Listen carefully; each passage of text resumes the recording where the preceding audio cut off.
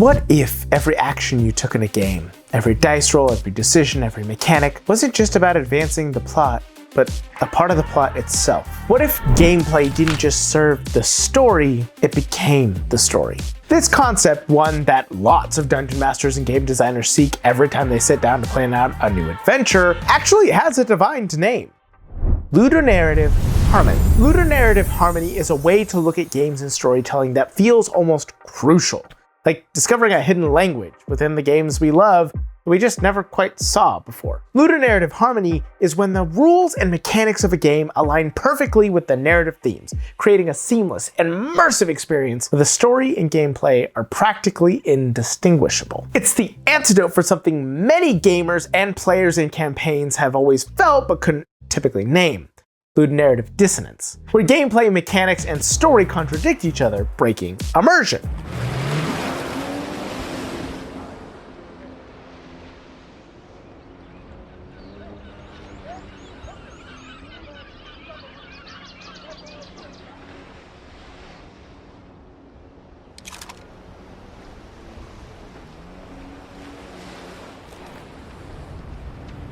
Tactical nuke incoming!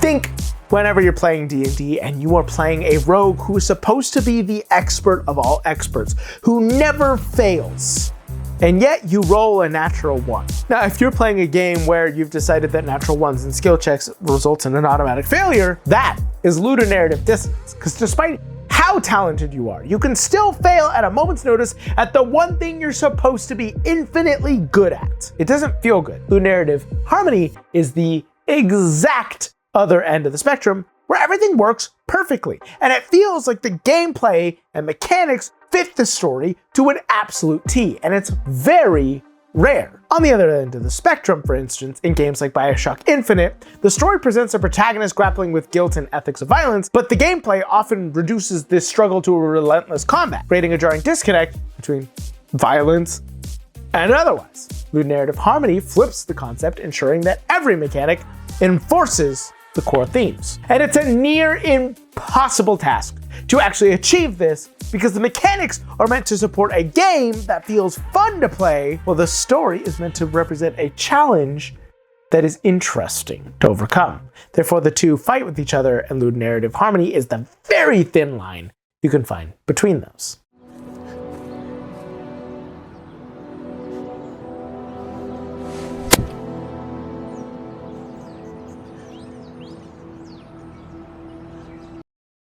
Whoa, gameplay! I truly think it's fascinating, and as a player or GM, it's crucial to enjoying the scenarios that we delve into. So let's talk about it. But before we fully get into the video, let me go ahead and take a second to introduce a name that should be no stranger to this channel, Only Crits, and their new Kickstarter: the Class Dice. Each pastel sharp edge set is crafted to perfectly match one of the 12 iconic D&D 5e classes. From the Paladin to the enigmatic Warlock, these dice embody the spirit of your favorite characters. And let's not forget the unique class-specific icons, precision-engineered edges, and, well, they're meant to roll well. Well, okay, they're not balanced. I'm not saying they're weighted.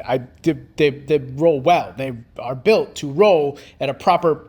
I'm moving on. For the first time ever, Only Crits is offering 11-piece sets. That means you get 46s, 2d20s, and all the classics. If you have a rogue who's struggling to roll their sneak attack dice, well, there you go. You can already have all the sneak attack dice there, ready, and on a rogue-based class set. And I do know it's a common issue when Kickstarters are mentioned that it's a little bit of a gamble. You don't know if things are going to go well. However, let me reassure you, this is definitely not Only Crits' first rodeo, and it's also by far not my first rodeo with them. Their last campaign was fully funded in just under 32 minutes, and every single early bird reward was gone within a single day. They have a proven track record. You can trust them to deliver, and they have delivered to me time and time again, and have been one of the best channel partners we could have ever asked for. Trust me, you don't want to miss out, because let's be honest, your character deserves the best.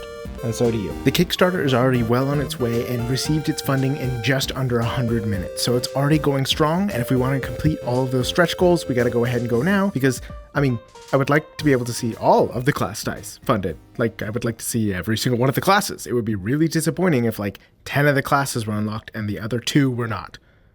I don't know, is that just me? Maybe that's a completionist in me. At its core, ludonarrative harmony is a revelation, a way to see games, stories, and characters in a completely new light, and a goal to strive towards in order to achieve it. Like stated earlier, it occurs when the mechanics of a game align with the narrative themes, creating a powerful synergy that transforms gameplay into something that actually feels meaningful. Not just in the story, but as a whole. In Harmony, the mechanics don't just serve the gameplay, they will reinforce its narrative. Think about a game like Dark Souls, which uses its punishing difficulty to reflect the themes of perseverance and despair, or how Celeste intertwines its challenging platforming with a story about overcoming mental struggles and how frustrating it can be to do that just the same as overcoming its jumps. The gameplay isn't just an obstacle, it's literally the story.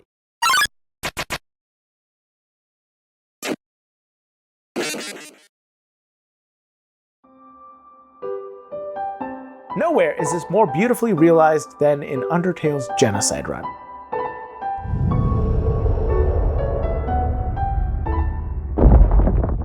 Specifically, during the fight with Undyne. It begins with a cold, deliberate march through the underground. The game, which was once charmed with quirky humor and endearing characters, has turned into something else entirely, something darker. The once lively world feels empty, reduced to chilling silence, and eerie reminders of the devastation are left in your wake.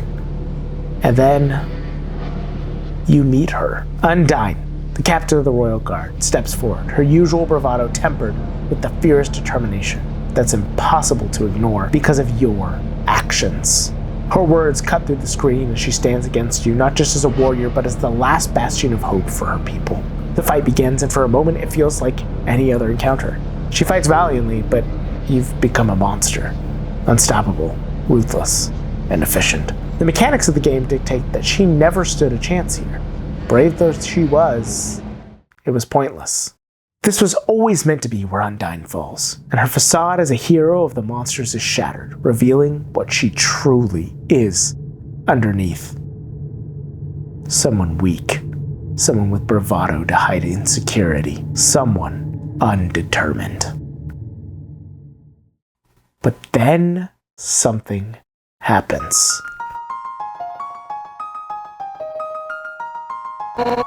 After you strike her down, she begins to talk. And through an inner monologue spoken out loud, we get to see her own determination begin to flare back up. Within her, like a fire, she begins to scream a declaration of defiance towards our monstrous selves. The screen flashes and the music shifts!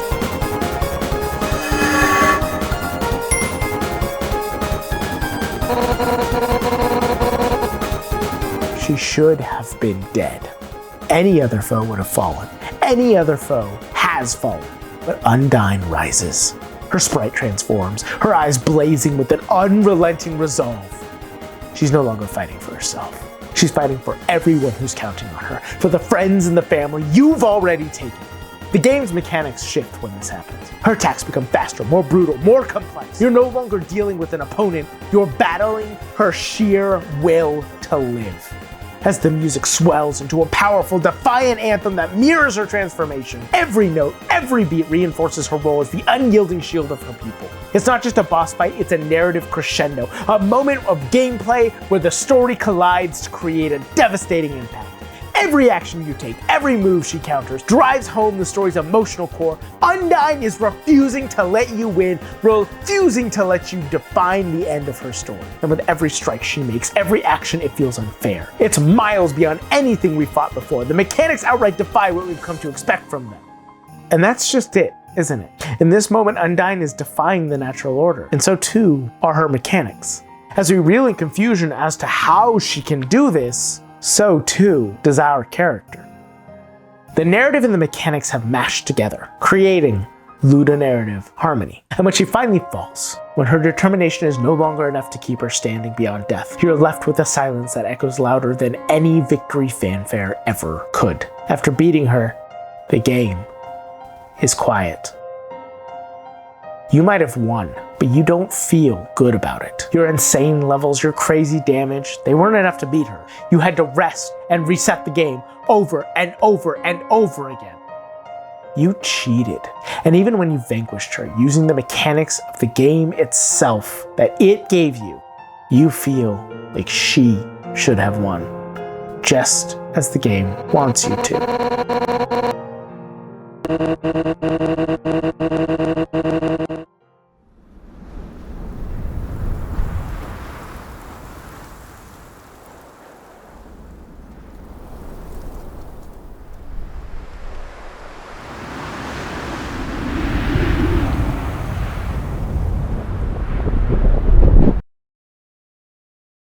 Truthfully, Undertale might be the most perfect example of this concept in general, which is why I've spoken about the game so many times on this channel, despite my channel primarily being about writing and TTRPGs, not video games. But this game is just that good of a show and how to tie mechanics to the story. It's exactly what we should strive to do in the very games we create, either as players or GMs or an author of any other type of story. Truthfully, in TTRPGs, mechanics are equally capable of enhancing the narrative, and often in ways unique to the collaborative nature of the medium. There are a few ways TTRPGs achieve ludonarrative harmony. First of all, they have the ability to choose a system that reflects the tone. Games like Blades in the Dark incorporate mechanics that reinforce their themes. The stress system mirrors the toll of a life of crime, while flashbacks encourage creative problem solving, aligning with the game's heist-focused narrative. That's right, you don't just have to play Dungeons & Dragons. You can play any other game, and I would encourage you to do so because ludonarrative harmony is really fascinatingly one of the most important aspects of playing these games, and yet we constantly try and choose a system that does not harmonize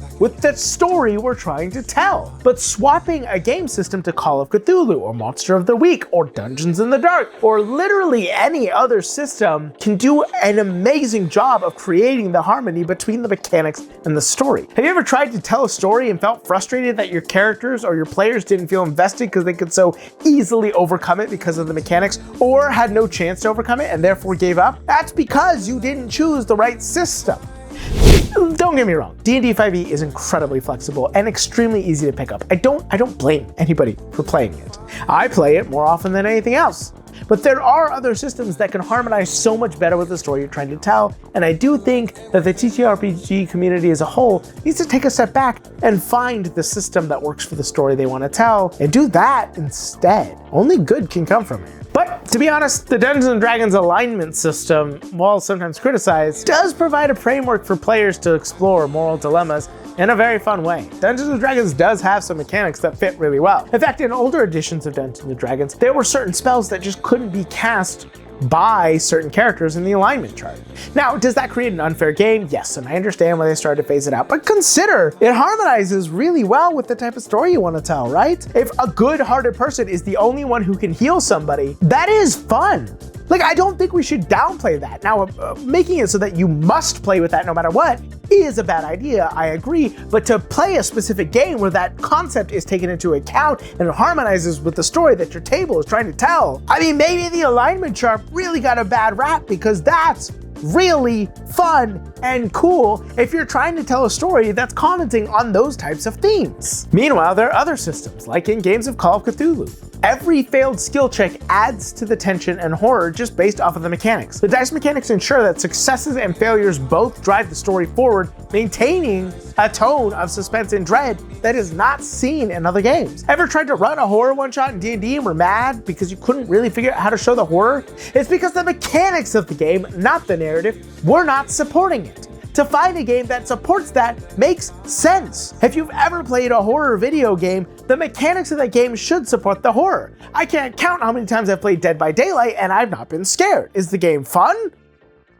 But regardless of that, the fact is the mechanics are there, they exist, but they don't scare me. Meanwhile, you go play a game like Resident Evil, specifically Resident Evil 7, yeah, the mechanics do great to ensure the scariness of that because they complement the horror that's there. Finding mechanics that support the story your table wants to tell is really underrated. Truthfully, creating ludonarrative harmony in your own TTRPG campaigns or game designs requires intentionality. Here's my suggestions with how you can align the mechanics with your storytelling. 1, understand the themes you're trying to tell. Identify the core themes in your story. Is it about survival, trust, revenge, discovery?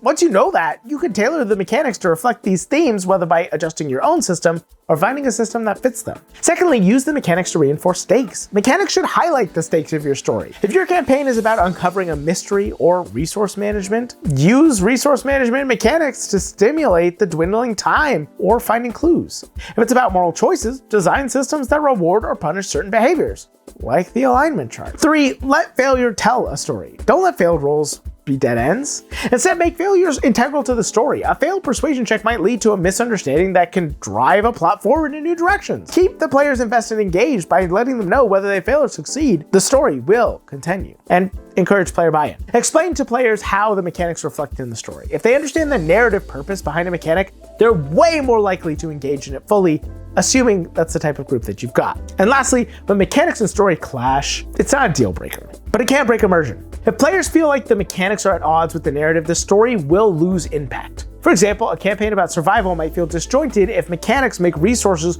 way too easy to obtain. At that point, what's the point in trying to survive? To avoid this, regularly check in with your players and ask them, are the mechanics enhancing the story? If not, don't be afraid to tweak them. There's literally nothing wrong with that. When done right, ludonarrative harmony creates a storytelling experience where players aren't just witnesses, they're participants. Every roll of the dice, every choice, every mechanic becomes a thread in the narrative tapestry to create an awesome story. Whether you're designing a video game or running a TTRPG, remember this: the story and mechanics are not separate entities. They're partners. They work together to create something unforgettable. So the next time you plan your game, ask yourself, how can the mechanics tell you the story? You might be surprised at just how immersive and meaningful your game becomes when you let the mechanics support your story. You're not fighting them to create it. So go out into the world, make it your own, you beautiful bastards. Don't forget to play a role. And I don't have my wife in here to do the call to action. Also, when's the last time I called you guys beautiful bastards? That just kind of slipped out. Should I go back to doing that? It felt natural coming off the tongue. It's not the only thing feels natural on the tongue. Why did I say that?